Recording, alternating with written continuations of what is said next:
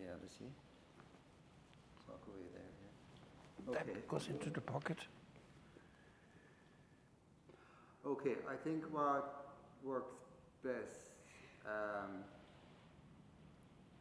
was talk to me about your childhood memories and then connect your memories through your life and how they change, and maybe connect that to what you were saying about now, how that was, I shouldn't really be doing this now, rather it came from you, but yeah, how the process of thought, I don't want to use explanation because that's not something you'd ever say, that's more my world. Yeah, start off, go back to I'm going to say to you because it makes it easy.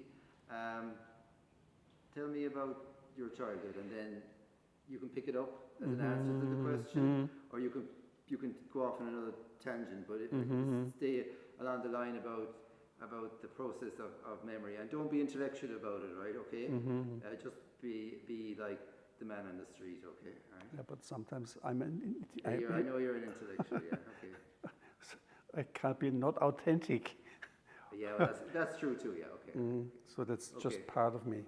Recording. Okay, Thomas? Okay, so when you ask me about my childhood, yeah, I feel it quite a lot lately.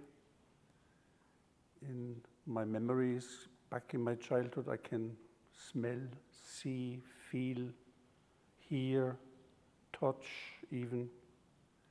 A lot of that was not easy. And when you ask me about memory, it's interesting as well. Sometimes I'm going into the, no, I'm careful now, I'm not going into the intellectual stuff. But memory is not always the same, you know? Memory is changing from moment to moment.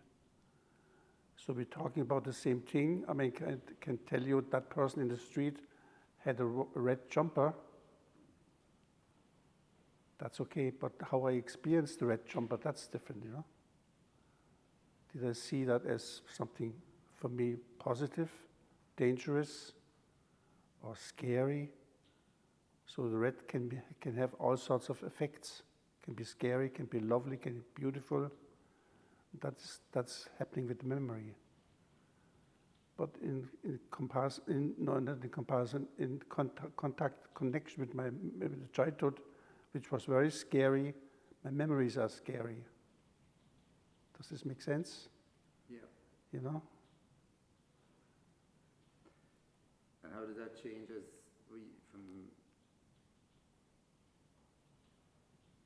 how has the process of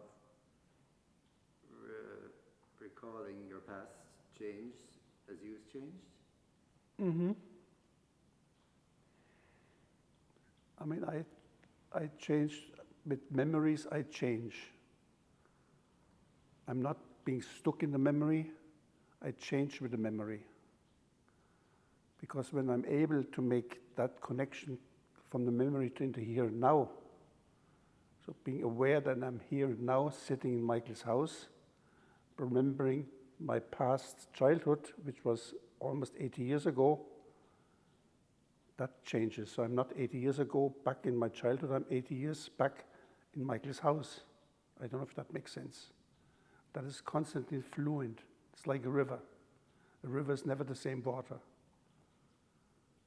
You know the famous Greek philosopher Heraclit, he says, your toe never touches the same water. When you stick your toe into the river, it's always different. That's the same with the memory. So my memories would never be the same. The incident which happened 80 years ago is still the same, but my memory is different. Maybe it's similar to you when you paint. Your red is not always the same thing. It's changing. As you feel right now, your red will change. Tomorrow you use it red.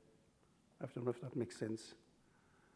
That's the same how I see a painting, for example. I never see the same painting the same way. It's always different. Still it's the same painting. That's the same with my memory. My memory is like a film, but it's never the same film. Even the stories are sometimes changing, and sometimes I'm not really too sure Is that now the memory, or is it something new? And that's quite fascinating. I like it, in fact, you know.